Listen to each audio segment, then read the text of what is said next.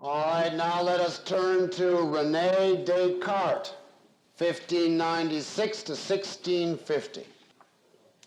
Now, Descartes is more influential than Hobbes, significantly so. So please don't be deceived by the fact that I give him less time. I give him less time only because, in many ways, his philosophy is less complex to present. It is, however, overwhelmingly influential. Descartes is acknowledged as the father of modern philosophy, and as we'll see, with ample justification. He was brought up by the Jesuits. He received a thorough scholastic training. He is a devout Catholic. Nevertheless, Descartes says he is going to make a fundamental new beginning in philosophy. He is going, he says, to be much more fundamental in his approach than any other modern philosopher. Hobbes, for instance, takes over modern science uncritically, takes it for granted. Descartes accepts the conclusions of modern science, that is, the scientific conclusions, not materialism, but the scientific conclusions, but he says, I want to question it, I want to question everything, right to the root. I want to erect a philosophic system from scratch, without taking over anything from other people uncritically. And therefore, this is going to be the beginning of a new era in philosophy. Now, I may interject to say that, as you will see, Descartes' ideas are not new. His distinctive contribution is actually to institutionalize the primacy of consciousness. That is to say, the Platonic Augustinian viewpoint, to plant it into the very heart of modern philosophy. He is the father of the modern primacy of consciousness. Ever since him, that viewpoint has been more explicit and virulent than ever before. How did he do it? That is our primary focus on Descartes this evening. Now, Descartes, like everyone else at this period, is very conscious of method.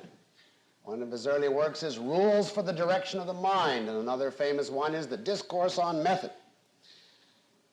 He tells us we must accept nothing blindly, nothing arbitrarily, not because we simply feel it, not because others believe it, not because our temperament points to it. We must be guided exclusively by objective reason. Now, of course, this sounds fine, and it all depends on what he means by reason. All men, he says, are by nature equipped with reason. Reason is capable of knowing reality. Hobbes is wrong. Reality is rational, it's intelligible, it can be known by the human mind. Why then are men so confused, so uncertain, in such chronic disagreement? Descartes noticed that when he went to school, what he was taught in one class was contradicted by what he was taught in another class, and so on. He said the trouble is people just plunge in haphazardly, without a firm foundation, without any systematic method, and that's why they end up in such chronic disagreement. Well, what method should we use? Well, you shouldn't be surprised to know that Descartes says we must model philosophy on mathematics. Mathematics is the one science, he says, which enables us to achieve clear-cut, indubitable certainty. What enables mathematics to do this? Well, it starts from basic self-evident axioms, which are indubitable, perfectly certain, and proceeds logically to deduce their consequences. And that, he says, is what we must do in philosophy. That way we will achieve a philosophic system that is absolutely certain, not a matter of opinion. It will be a definitive statement of the truth to end all disagreement. A philosophy, in effect, to end all philosophy.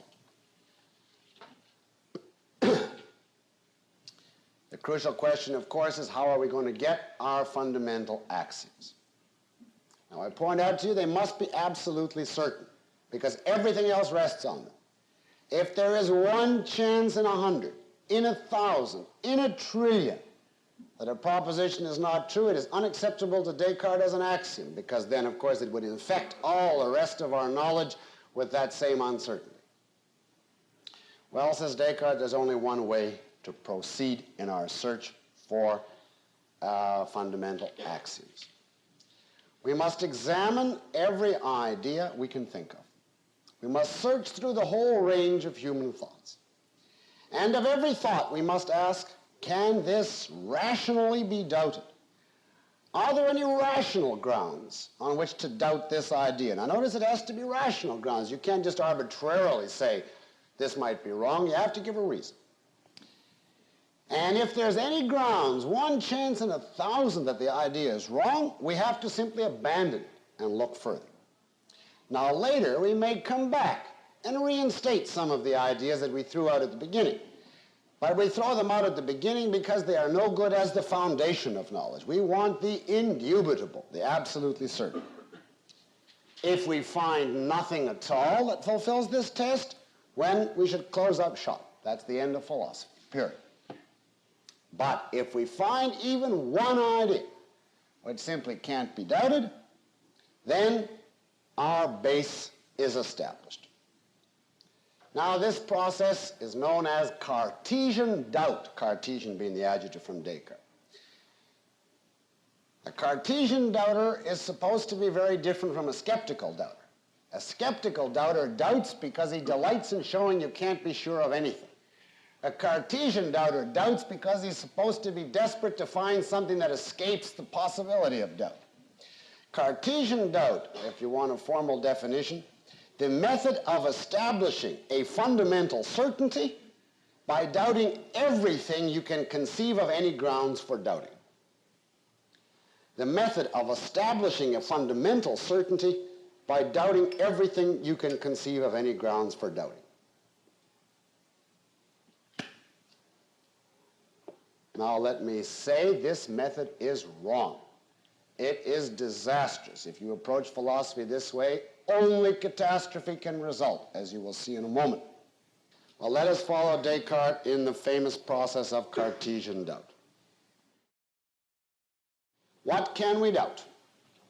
Well, I'm going to read from Descartes. He writes very clearly. French and British philosophers write clearly, as against German philosophers. And I'm going to interject constantly comments. So try and keep clear when it's me and when it's Descartes. He's going to start from the most obvious point. Why not start from the most obvious? Quote, "Surely I cannot reasonably doubt that I am here, seated by the fire, attired in a dressing gown, having this paper in my hands and other similar matters. And how could I deny that these hands and this body are mine? Were it not, perhaps, that I compare myself to certain persons, devoid of sense, whose cerebella are so troubled and clouded by the violent vapors of black bile," in other words, they're crazy, "that they constantly assure us that they think they are kings when they are really quite poor, or that they are clothed in purple when they are really without covering," unquote. In other words, there is such a thing as insanity. Insanity is characterized by vivid hallucinations and very often by firm delusions. In both cases, of course, the person has no insight. That's supposed to be one of the distinguishing characteristics between a psychotic and a neurotic. A neurotic knows he's sick and a psychotic doesn't. Now, says Descartes, this phenomenon exists. Is it not possible that my belief that I am sitting here in a dressing gown and so on is a psychotic delusion or hallucination? It happens to people. How do I know it didn't happen to me?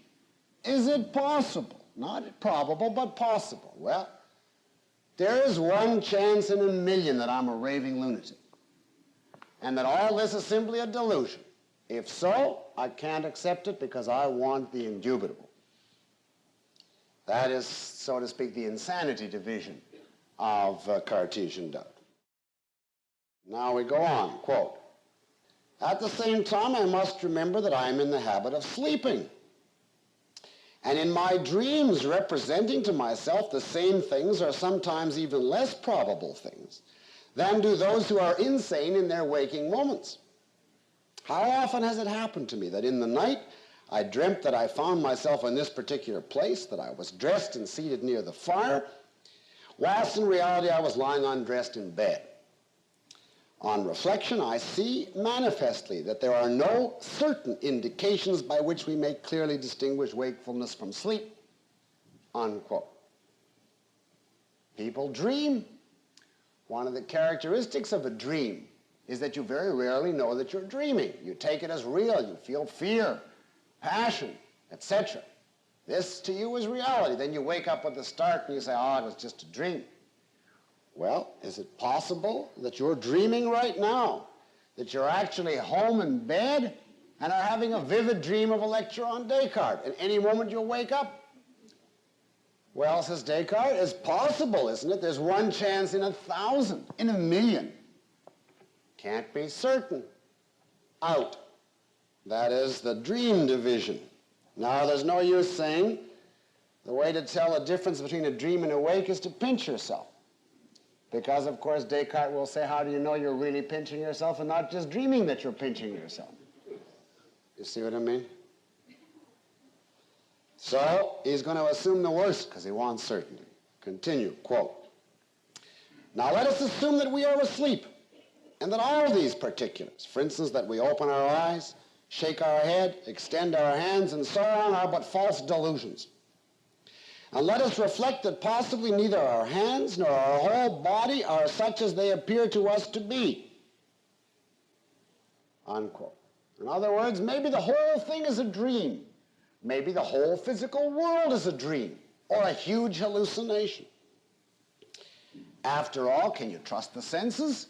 Well, even if you don't take the view that the senses are always wrong, everybody, says Descartes, grants that the senses are sometimes wrong.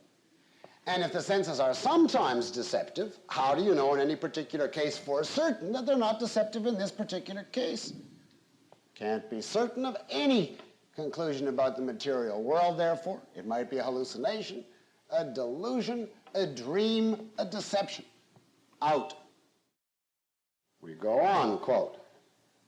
"Surely arithmetic, geometry, and other sciences of that kind, which only treat of things that are very simple and very general, you see, which don't depend on the senses, contain some measure of certainty and an element of the indubitable. For whether I am awake or asleep, 2 and 3 together always form 5. And the square can never have more than 4 sides, and it does not seem possible that truth so clear and apparent can be suspected of any falsity." Unquote. Well, you can imagine, it seems self-evident that a square has 4 sides. But people have been wrong about the self-evident. They thought it was self-evident the earth was flat. How do you know they're not wrong in this case? Is it possible? Well, there's one chance in 1,000. You can't be certain. Well, suppose you say, well, but I'll give a proof. I'll give an airtight argument.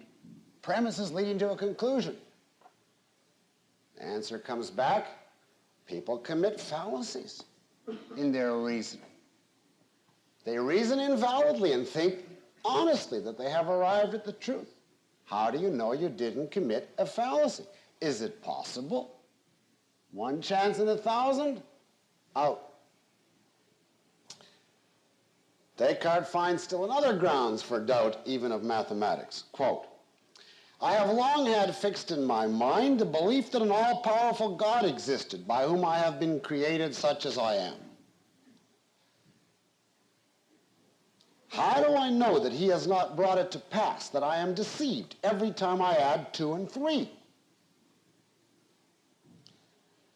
But possibly God has not desired that does not desire that I should be thus deceived, for he is said to be supremely good?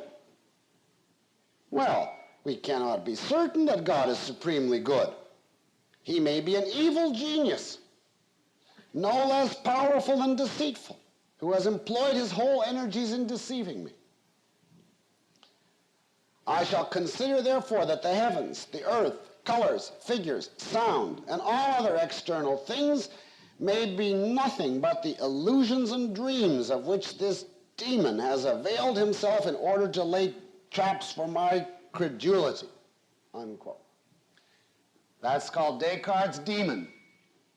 How do you know it doesn't exist? Is it possible? Well, I don't see why it's impossible, he says, that there could be an all-powerful, wicked being who would delight in deceiving me. And every time I add 2 and 3 and get 5, he rubs his hands in glee that he took me in. And of course, his way of taking me in is to make 2 and 3 equals 5 seem so clear that we never think of questioning it. Descartes is not going to be trapped by the demon. Quote, "At the end, I feel constrained to confess that there is nothing in all that I formerly believed to be true, of which I cannot in some measure doubt, and doubt not merely through want of thought or through levity, but for reasons which are very powerful and maturely considered." Unquote.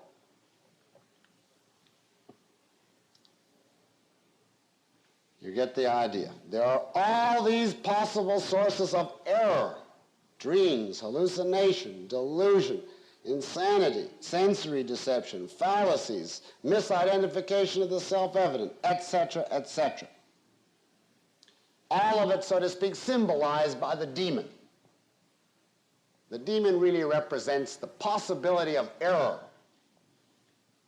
Now, says Descartes, the problem, therefore, is really this, and this is he doesn't say it, but this is the actual meaning of Cartesian doubt. How can man ever achieve certainty? Because to say you're certain about something is to say you cannot possibly be wrong. That's what it means to say you're certain. You simply can't be wrong about this. You're certain. On the other hand, man is a fallible being. And a fallible being is a being who can be wrong, who is capable of error. And therefore, the problem posed by Cartesian doubt is the problem: how can a fallible being ever attain certainty? On the face of it, it seems like an obvious impossibility. How can a being capable by nature of error ever reach a state of saying, I'm incapable of error? How can a fallible being attain certainty? That's the problem posed by Descartes' philosophy that the demon symbolizes. But now, let's follow Descartes. It seems that we're in a pretty hopeless state. But wait. I said, says Descartes, that I might be dreaming. Well, I must exist in order to dream. I said I might be thinking insanely. Even so, I must exist in order to think insanely. I said I might be deceived by an evil demon, but I have to exist in order for him to deceive me. I said I'm conscious of my inadequacies, my ignorance, my doubts. I have to be conscious of them. You say I think incorrectly, but the very fact that I think at all immediately establishes one thing. Even if all my thinking is wrong, even if I reach total despair and I'm left with nothing but thoughts that I doubt, in order to doubt, I must exist. In order to think, even if incorrectly, I must exist. I think, therefore, I am. In Latin, cogito, ergo sum, which just means I think, therefore I am. That's the axiom, called Descartes' cogito. The basic unquestionable premise, the undoubtable, is the existence of yourself, your mind or consciousness.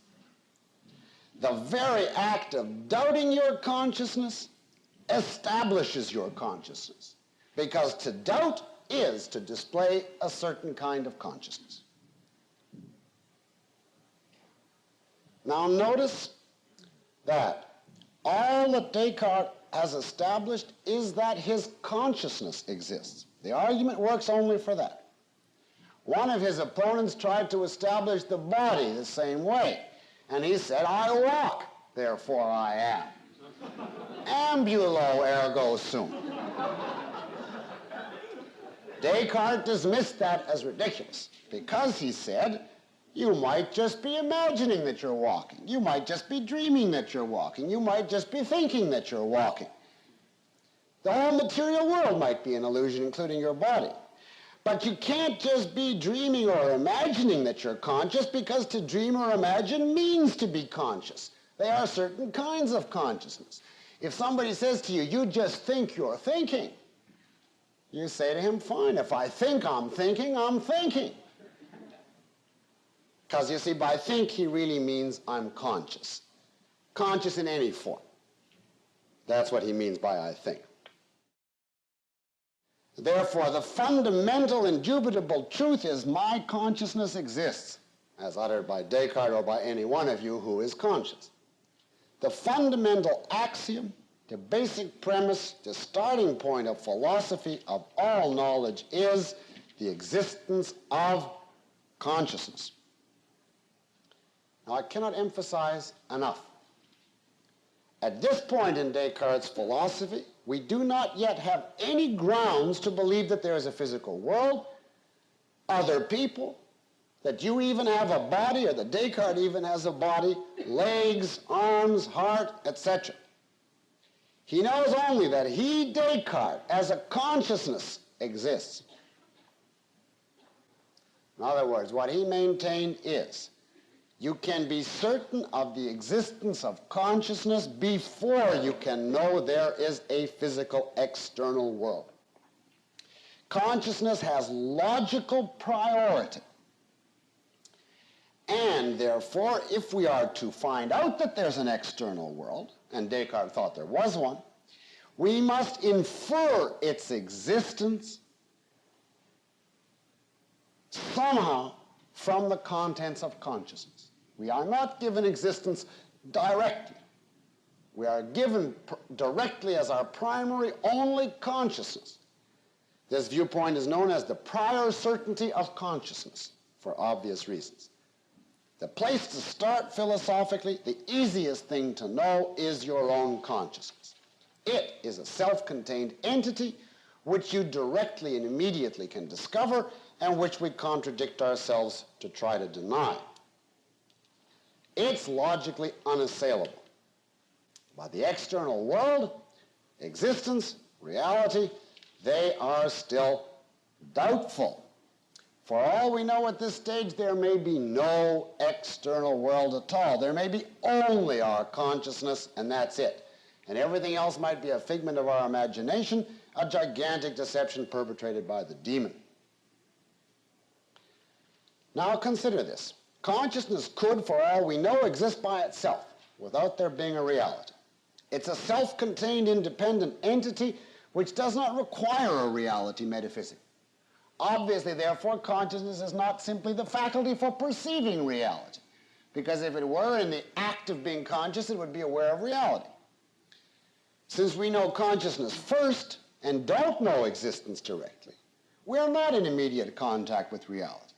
We have to try to prove that there's a reality. We have to try to deduce it from our own consciousness, from our axiom. We are, as I think you can see, in an impossible position. On the one hand, consciousness metaphysically does not require reality. And yet, if we are to find out that there is a reality, we have to deduce it from consciousness. Well, how can you deduce reality from consciousness if consciousness doesn't require or imply a reality? Obviously, you cannot. Now, we'll see Descartes' feeble attempt in a moment, but it's so feeble that nobody of any significance followed Descartes in it because it's embarrassing. Now, the upshot was that almost all philosophers accepted Descartes' prior certainty of consciousness. And then there was a hopeless struggle to scrounge up a reality. But they couldn't do it. And so one by one and more reality dropped out of the picture. All that existed was consciousness and its experiences. That has come to be called the problem of the external world. And the problem of the external world bequeathed by Descartes is, what makes you think there is one? Which many philosophers proclaim is insoluble. Now you know why I said that Descartes was the founder of the primacy of consciousness. He himself believed in reality, but his method of defending that belief rested on the prior certainty of consciousness. In other words, upon the independence of consciousness from reality, upon the view that reality must be a derivative of consciousness, which means upon the primacy of consciousness. That was the fatal blow at the base of Descartes' system, from which mankind never recovered philosophically. Now, what is wrong with the conclusion of the prior certainty of consciousness? I don't think I have to tell you. It is a logical impossibility for there to be a consciousness without existence. Otherwise, what is it conscious of? It is a logical impossibility for anyone to know that he is conscious without knowing that there is an existence. Otherwise, what does he know he is conscious of? Here I refer you to Galt's crucial statement, existence exists and consciousness is the faculty for perceiving that which exists. Existence and consciousness are both axioms. They start off together in any proper philosophy with existence first. Now you can see the disaster implicit in Cartesian doubt as a method. It leads inevitably to the prior certainty of consciousness and therefore to the primacy of consciousness. As to the error of Cartesian doubt itself as a method, what led us to this conclusion, that, as I say, I will discuss in Lecture 12. But I'd like to simply note here, in passing, I want to clarify the enigmatic remark I made some weeks ago that I promised I'd clarify. Descartes did not originate the Cogito argument. In slightly different form, it was actually originated by Augustine, as you should expect. Remember, I emphasized Augustine's changing the focus of philosophy. I emphasized from the outer, from reality, to the inner, the soul or consciousness. Well, as part of his philosophy, Augustine had explicitly advocated the prior certainty of consciousness. And Descartes here is simply giving a somewhat different form, an enormous prominence and emphasis to this Augustinian viewpoint. And since Augustine is really Plato made Catholic, you can see that Descartes is fundamentally a Platonist. Well, let's continue. We want to try to establish the existence of the external world in which Descartes himself believed. How are we going to do it? Well, Descartes says, if only we can establish that there is no demon, no perpetual deception being practiced on us, then we'll be entitled to trust our minds. So the problem of the external world becomes the problem of getting rid of the demon. How will we prove there is no demon? Well, says Descartes, only if we can prove that there's an all-powerful and good God watching over us. Then we'll be okay, because a perfect God wouldn't permit demons to go around deceiving us, and of course he wouldn't stoop to deception himself. Therefore, our scenario goes from our consciousness as item 1 to have come into existence into item 2, God's consciousness, from the mortal consciousness to the immortal, infinite consciousness, before we can finally get to the external world, hopefully. At this point, Descartes launches into a whole series of arguments for the existence of God. They are standard. Of course, he can't use the argument from design, you know, the argument that the whole world is so orderly, therefore God must have created it, because he doesn't know there's a world yet. But he picks up the ones that he can from ancient and medieval philosophy. He can say, here I am, somebody must have created me, I didn't, so it must be God. He uses St. Anselm's ontological argument, which he thinks is terrific. He has another argument, which I'll give you a brief taste of, called the argument from the cause of the idea of God. You get that? The argument from the cause of the idea of God. And that argument goes like this. I have an idea of God. His definition of God, by the way, is, quote, a substance who is infinite, eternal, immutable, independent, all-knowing, all-powerful, and which created everything which exists, unquote. In other words, a perfect Christian God. Now he says, this is the idea of a perfect being. Where did I get this idea? What caused it in me? Did I make it up myself?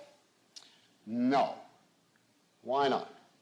because the cause of anything must be at least as perfect as the effect. The less perfect can't cause the more perfect. How do you know that the less perfect can't cause the more perfect? Says Descartes in a pregnant utterance, that is, quote, clear and distinct, unquote. You remember that phrase from the Stoics? Here it's coming now. The less perfect, the less real can't cause the more perfect, the more real. That is, quote, clear and distinct, obvious, self-evident. Now, I, however, am imperfect and finite. That's obvious. Consequently, I couldn't cause this idea, because this is an idea of an absolutely perfect being, and therefore itself shares in absolute perfection. Therefore, only an absolutely perfect being could have caused it in me. And therefore it did. And therefore there must be such a being. Therefore God exists, QED. The idea of God, he says, is, quote, the mark of the workman impressed on his work, unquote. It's in effect, as God turns out each soul, he stamps his trademark on it. And the trademark is the idea of God. And then when the soul becomes adult and introspects, it finds the trademark, and that's the idea of God. And from the perfection of the trademark, it infers the perfection of God as the cause. Now, I wouldn't bother to criticize this argument, but simply point out what a Platonic argument it is. The more perfect can't be caused by the less perfect.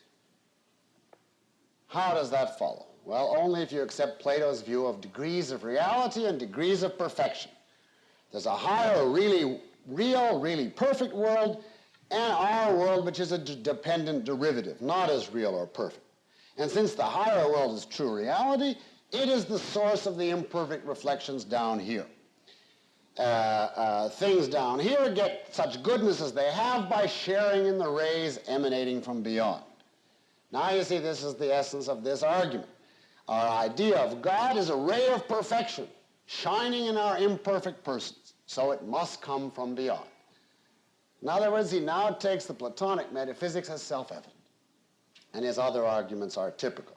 Well, let's continue. You can read modern commentators. They delight to demolish his arguments for God, so we don't have to waste time on that. Now we almost have a physical world in existence. First the soul, then God. Now we're on the threshold of establishing that there is a reality. After all, says Descartes, God gave me all my powers, including my cognitive powers. He would never have given me the power to judge truth or falsehood unless I could trust myself. God wouldn't purposely deceive me. He wouldn't deliberately make me wrong, because God is not a deceiver. How do we know? Because God is perfect. And, of course, anybody who engages in deceit is obviously not perfect. Now, I note here in passing the fantastic introduction of value judgments as though they are self-evident at a point where we don't yet even know that there is a physical world. We are nevertheless in a position to pass value judgments on lying. But that is simply an alien comment. Notice also that Descartes therefore believes that the validity of human consciousness depends upon God. If there weren't a good God, we couldn't trust our minds. This is a blatantly Augustinian element as against Aquinas. Man's mind is not self-validating. It must be validated from beyond by God. And that is, of course, another reflection of the true Augustinianism of Descartes. Well, we're now ready for the physical world. Now we can trust ourselves. Descartes says somewhere, one of his books has 6 meditations, and finally gets to the meditation number 6 after a whole long essay, and he says words to the effect, I don't remember the exact words, but the idea is, there remains only to consider whether there is a physical world. That's the last question, and then we're finished, you see. Well, how do we get the physical world into the picture? Well, says Descartes, you have to grant that we perceive things which appear to be physical objects. Now, we don't cause these experiences in ourselves because we can't alter them at will. You simply can't, for instance, will the sight of me away. And therefore, the cause of our experiences must be somehow outside of us. Well, you might ask, couldn't God directly cause our experiences in us without the intervention of any physical world? No, says Descartes. Why? You ask, is it because we perceive directly a material world? No, obviously we don't. If we directly perceived a material world, we wouldn't have the primacy and the prior certainty of consciousness. No, says Descartes, we know that God doesn't cause our experiences directly in us, that they must come from a material world because we conceive matter as clearly and distinctly different from God. Why do we on this philosophy? No answer. We just do. Therefore, a material world exists, because otherwise God would be deceiving us in something that is, quote, clear and distinct to us, unquote. Now, you don't have to be surprised that nobody followed this particular route to an external world. It is much better, it's healthier to get rid of reality right off the bat than to drag it in this feeble, arbitrary way. Now, I would like you to observe how hopeless this whole approach of Descartes is from the following aspect. He's gone through all of this argumentation, and a good part of it I left out, as to why we can trust our minds. All the arguments for God, and if there's God, he wouldn't deceive us, and therefore we can trust our mind, and the whole business. And now he's satisfied, yes, we can trust our minds. Suppose you grant that all of his argumentation, every step of it, from the Cogito on, is impeccable to the human mind. You can't find a thing wrong with it. Has he therefore validated the human mind? Obviously not. If there were a demon, which is his hypothesis from the beginning, at the end of this whole incredible chain of reasoning, as Descartes says, now I've validated the human mind, the demon would simply sit back and chuckle to himself, I really took him in that time. Now, the wider point here is there can be no such thing as an argument to prove that the mind is reliable. If you call in question the reliability of the mind, the validity of the mind, what do you propose to use to answer the question? If you say you cannot trust human arguments, now here's an argument to show that you can trust them after all. If you can't trust them, you can't trust them, period, and that cuts out your own argument. Either the validity of the human mind is an axiom or all is lost. It cannot be established by reasoning, because reasoning is an act of that very mind. And when I say all is lost, I mean all. Because, as later philosophers were quick to point out, even the Cogito itself does not stand on Descartes' premises. How do you know that just because I think, therefore I am? Descartes' answer is, well, I think, therefore I am, must be true. It is so clear and distinct. But the answer is, it's no clearer and distincter than 2 + 3 = 5, or a square has 4 sides. In all these cases, the opposite is a contradiction.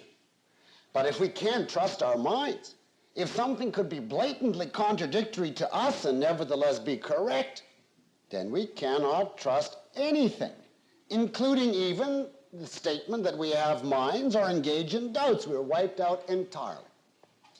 In this way, Descartes is really the source of all modern skepticism. Although he claims to be putting an end to skepticism, he really, more than anybody, entrenched ancient skepticism deeply into all modern philosophy. His typical follower simply accepted the method of Cartesian doubt, threw out the cogito as arbitrary, and ended as a complete ancient skeptic. If in one respect Descartes is the father of idealism, in other words, of the primacy of consciousness and of the mentality which dispenses with or degrades the external world, in another sense he's the true father of modern skepticism. So in one stroke, you see, he reinstituted the sophists and Plato. Plato via the primacy of consciousness, and closed the door to Aristotle. All right, now let's look at Descartes' epistemology, and then come back for a few final words on one more aspect of his metaphysics. Descartes' epistemology. Are the senses valid? No. Descartes accepts the primary-secondary quality distinction. The senses deceive us. They do not give us any knowledge of the real nature of the material world. All that is actually real, in his terms, is extension, E-X-T-E-N-S-I-O-N, extension, which means three-dimensionality, spread outness in space with the appropriate associated characteristics, size, shape, quantity, motion. The senses, says Descartes, are useful for practical purposes of living, but they do not give us objective knowledge about reality. To gain true knowledge, what do? Well, as we said at the outset, we must model ourselves on mathematics. We need self-evident axioms, or where do we get our basic premises from? Well, in theory, there's only three choices. You look outward to get your basic axioms, a la Aristotle. You look upward, a la Augustine. Or you look inward, a la Plato. Now, Descartes has rejected the senses as a source of axioms. He is being very modern and secular, and therefore he rejects God as a source of axioms. And the only choice is you look inward. You have to introspect to get your basic premises. Does this mean then that there are ideas in the mind apart from sensory data? Ideas acquired by some means other than the senses? Yes, says Descartes. How did we get them? We are born with them. They are innate.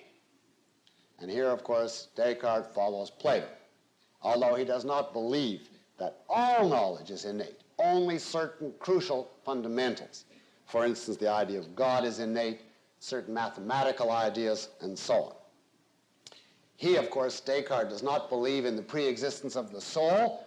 That's prohibited by Catholic dogma, and he therefore follows the Augustinian view that innate ideas are our heritage from God.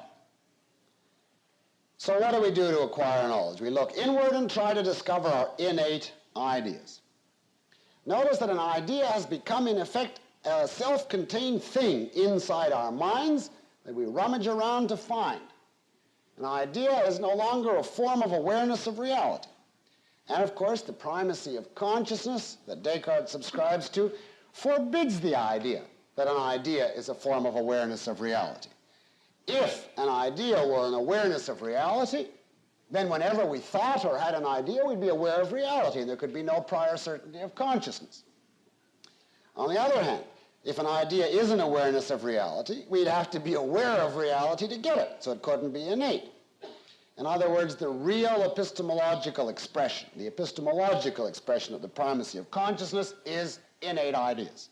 And that's why Plato believed in them, and that's why Descartes believes in them. Consciousness has to have its own domain, its own independent content to focus on, detached altogether from reality. That's what innate ideas serve epistemologically. Well, how do we tell these innate ideas? How do we distinguish them from the falsehoods and confusions that we have acquired through the senses and through commerce with other people? Because by the time we come to philosophize, we're grown up and our mind is a grab bag for Descartes of conventional notions and popular prejudices and true innate ideas. How do we distinguish the authentic article coming from God from the arbitrary prejudices, beliefs, and so on? Can you do it by observing reality and checking? Oh, no. That's out. The answer is, it must be something in the nature of the idea itself that certifies that it's the true article, the real innate idea. What is it? It's clear and distinct. Quote, the things which we conceive very clearly and distinctly are all true, unquote. He has the grace to add that there is some difficulty in ascertaining what those are. Now, what does this mean? Now, of course, Descartes himself did not advocate subjectivism. He thought his clear and distinct innate ideas were objectively self-evident. But in fact, of course, this has led to the idea that axioms are subjective. Because there's now no way of validating axioms by reference to sense experience, by reference to reality. You see in Descartes, whenever he gets stuck, he has a clear and distinct intuition, and then he goes on from there. He wants to prove God, and he gets stuck. Well, the perfect can't be caused by the imperfect. Clear and distinct, and on he goes. He wants to prove the external world. Clear and distinct that it must be different from God. And so on. And many other examples of that. Now, the moderns, of course, draw from that the conclusion that there are no axioms. And so the fight is posed between the Cartesians who say, yes, there are clear and distinct innate axioms, and the other side who says, oh, it's all ridiculous subjectivism. There are no self-evident axioms. Now, of course, Descartes is right that knowledge requires self-evident axioms. But the crucial thing is it must be axioms which are objectively based on reality, which means on the direct testimony of the senses. Everything else has to be logically proved. Now, in this sense, Aristotle points the right direction. An axiom for Aristotle must be reducible to the directly perceivable. But of course, that's the primacy of existence approach which Descartes rejects out of hand. And the result of Descartes' approach is that pretty soon more and more of his more careless followers begin to take more and more of the most grotesquely arbitrary ideas and say it's clear and distinct to me, therefore this is my axiom. Pretty soon altruism becomes self-evident. Or must be a God after all. I clearly and distinctly conceive that somebody must have created the world, etc. And then, of course, the reaction sets in. Hobbes takes over, or his followers, and says, oh, it's all linguistic. It's all arbitrary. There is no objective self-evidence. So you see the choice you're given. Descartes, posing as a champion of objectivity, comes up with axioms as being clear and distinct and innate, which means unbased on reality. Hobbes says, they're all arbitrary and linguistic, which means unbased on reality. On the crucial point, they agree. What then is the total method of knowledge for Descartes? You look inward, you find your clear and distinct ideas. You do this by a process that he calls intuition. Intuition for him is the process of grasping clear and distinct ideas, and then you deduce their consequences. If you get stopped at some point, you simply have a new intuition of a clear and distinct idea, crank up the machine, and go on again. So basic knowledge is innate in the mind and is grasped by direct introspection, or as he calls it, intuition, and deduction therefrom. Now this, as you know, is the model of rationalism. The idea that reason alone, reason here being the faculty which does intuition and deduction, reason alone leads to all knowledge. The senses, observation, inductive generalization are for Descartes basically unimportant. They may be useful for practical purposes. They may even be fruitful in suggesting ideas to us to refer to our intuition to certify. They may remind us of our innate ideas, a la Plato, but the senses and induction do not tell us what reality is like. That we find out from innate ideas. How do we know our innate ideas are true, since they're not based on observation? Well, of course, Descartes answers, God gave them to us, and God wouldn't deceive us. Now his followers quickly pointed out the hopeless circularity of this answer. He has to use his innate ideas to prove that there's a God, and then use the God to prove that he can rely on his innate ideas, which is a hopeless circle from which he never extricated himself. Now notice how consistent Descartes is epistemologically and metaphysically within the framework of the primacy of consciousness. If consciousness is the faculty of thinking, as he says it is, and thinking is the awareness of reality, then consciousness is not independent of reality and there can be no prior certainty. But if there is a prior certainty of consciousness, then thinking must have some object other than reality, some aspect of consciousness as its content. Otherwise, consciousness is not self-sufficient. It must have some content of its own apart from reality. And Descartes says, yes, and that content is innate ideas. So in other words, the primacy of consciousness metaphysically necessarily implies the breach of consciousness from existence epistemologically. The primacy of consciousness metaphysically necessarily implies the breach of consciousness from existence epistemologically. And that breach in turn reinforces the primacy of consciousness. Because the person says, I never perceive reality, how do I know it's there? All I know is consciousness. So you have a vicious circle from which there is no escape except by saying the starting point is existence exists. Now let's say, as I said I would, a few last words on Descartes' metaphysics again, specifically on the mind-body question for which he is famous. There are for Descartes two things which exist then: consciousness and matter. Descartes calls these two each substances, and therefore he is regarded as a dualist in metaphysics, because there are two kinds of things: consciousness and matter, two essential components to reality, as against Hobbes, who says that only matter exists, or as against Plato, who tends to deny that the physical world is actually real. Descartes thinks both are real, the physical world and consciousness.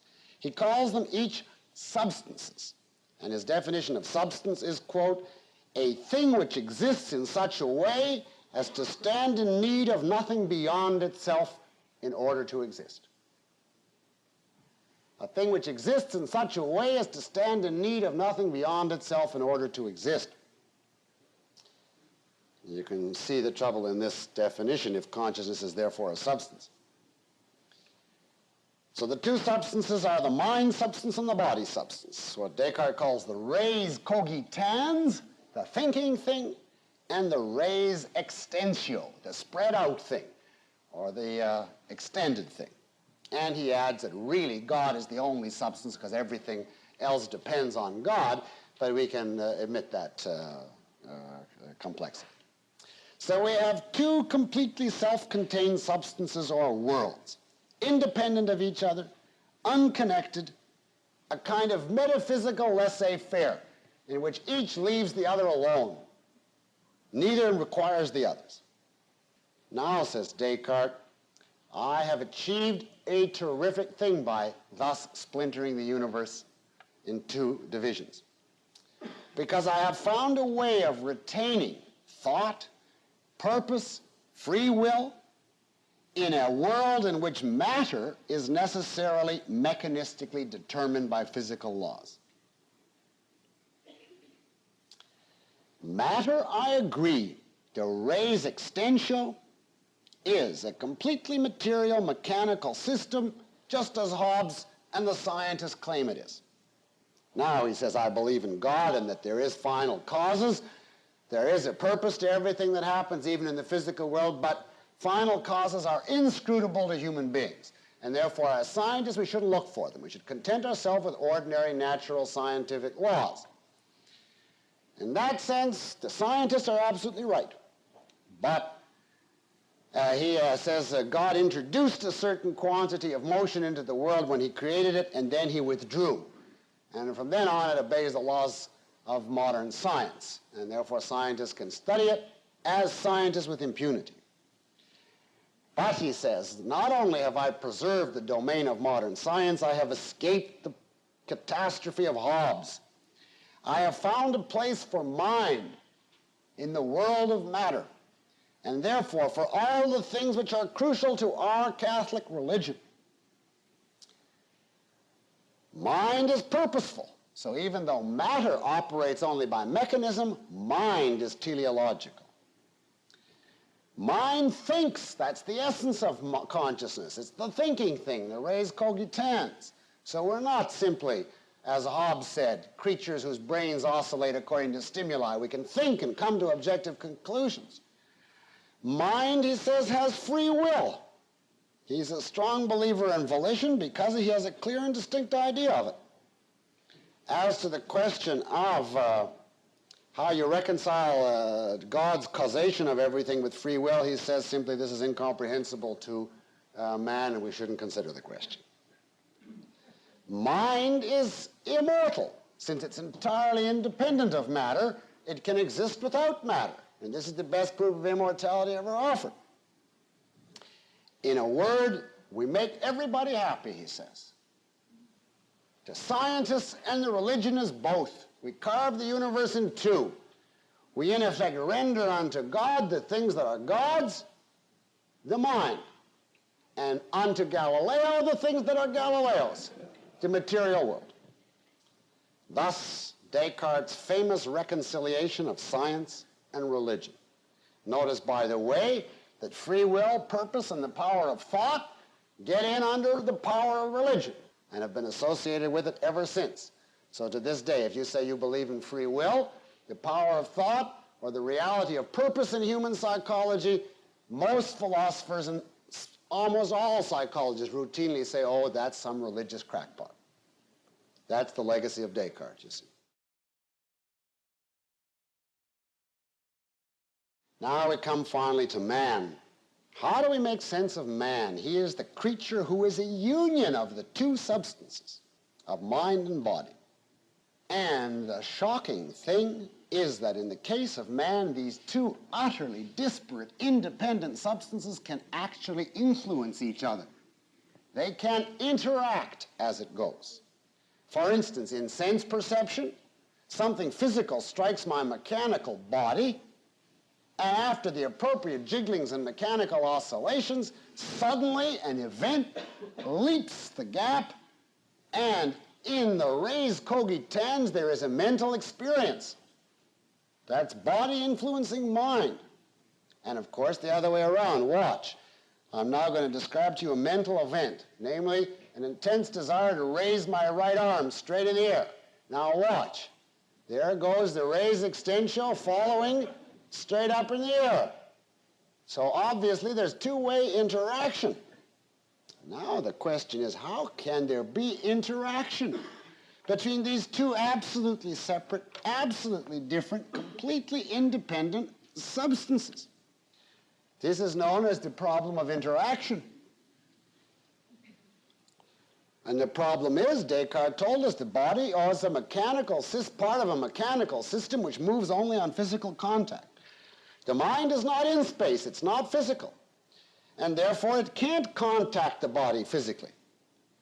How can the mind move the body? And moreover, if it does, think of the trouble we're in. If the mind moves the body is not exclusively in the realm of mechanics. And then all the materialists and physical scientists scream that we've introduced supernatural influences. But if the mind doesn't influence the body, that means the soul is impotent. There is really no free action. Our mind is just a little helpless nothing that has thoughts which no influence on our actions. And of course, all the theologians have a fit. So we're in bad trouble. That's the problem of interaction. Now, I have to say parenthetically that this is not a legitimate philosophic problem, unless you set up, as Descartes did, two absolutely separate, absolutely independent substances, and then try and wonder, how in hell are you going to get them back together again? There is simply no justification for his assumption that there's nothing in common between mind and body, if you reject Descartes' arbitrary split, which is generated by the primacy of consciousness. Now, Descartes' answer is interaction is possible because God has united these two substances marvelously, which means it is metaphysically incomprehensible. But, he says, at least the problem goes no further than man. Animals don't have to have souls for religious purposes, and therefore let us say that animals are strictly mechanical systems devoid of consciousness, which Descartes proceeded to say. Your cat or dog, all animals, are devoid of consciousness. They're little automata, little mechanistic systems. They are aware of nothing. They feel no pain. They feel no nothing. We have to get as little consciousness as we can, you see, because it simply is a marvelous miracle. But it's a miracle that we can't override, you see, and therefore let's confine it. Now, of course, a whole school of materialists immediately rose and said, if we can get rid of consciousness in animals and explain all of their actions exclusively by materialistic factors and dispense with consciousness, why not with man too? And so Descartes is the father of modern materialism as well. Now, one philosopher, Gilbert Ryle, an arch materialist who was I think still is, the editor of Mind magazine today, wrote a book in which he satirized Descartes' view, but with a very clever satirical description. He says, Descartes holds the view of man of the ghost in the machine. And that is correct. There is this spiritual entity. It's a ghost, devoid of matter, rattling around inside this mechanical system. And never the twain shall meet except by a miracle. Now, of course, Ryle draws the conclusion, down with consciousness and let's be behaviorists. But his characterization is correct. In details, Descartes' theory becomes even more fantastic. He thought he found a point in the body where the res cogitans meets the res extensio, the pineal gland. Needless to say, that left him open to fantastic ridicule. And his followers were eager to find some way out of this impossible theory of interaction. Since they accepted all of his premises, interaction was incomprehensible to them also. And therefore, one and all, they drew the conclusion, well, not one and all, but all but one. They drew the conclusion, we must explain the appearance of interaction while denying the fact of interaction. There really is no interaction. Now let's explain why it looks like there is. The occasionalists, for instance, a very minor school, Jolanx and Malebranche, argued like this. They said, there is no interaction. When it appears to us that a physical event in the body is causing a mental experience in the mind, what actually happens is, on the occasion of the physical stimulus, God intervenes and directly arouses the experience in our mind. And on the occasion of an act of will in the mind, God intervenes and causes the body to move. And therefore, to the naive observer, it looks like the mind influences the body and vice versa, but actually God is the cause of the apparent interaction. That's called occasionalism, you see. Now this, of course, is bizarre. And Spinoza and Leibniz set themselves as one of their tasks to explain the appearance of interaction more sensibly, while also denying the fact. We'll look at that next week. Now, I think you can see the disasters implicit in Descartes' philosophy. From different aspects, he is at once the father of modern idealism, modern materialism, modern skepticism. In other words, of every destructive trend in all the subsequent centuries. You see why he's called the father of modern philosophy. He is. As to ethics, by the way, Descartes did nothing in that field, or nothing original. He was not particularly interested in ethics or politics. If you could classify him at all, he's in effect a combination Catholic and Stoic, but he has no special influence in these areas. Now I think you get a better idea why objectivism stresses that the two fundamental axioms of philosophy are existence and consciousness, with existence coming first. If you start with consciousness, you get Descartes. If you deny consciousness, you get Hobbes. In either case, you get catastrophe. What is the result of the disaster? If there's no consciousness, a la Hobbes, then man is cut off from reality, incapable of knowing it. If reality is in doubt, as in Descartes, the same result. In both cases, you have a fundamental breach between man's mind and reality, either by denying the mind or by casting doubt on reality. And this breach between man's mind and reality is the fundamental theme uniting Hobbes and Descartes. This is the theme we will see intensified and developed next week or next lecture when we look at three followers of Descartes: Spinoza, Leibniz, Locke. Thank you very much.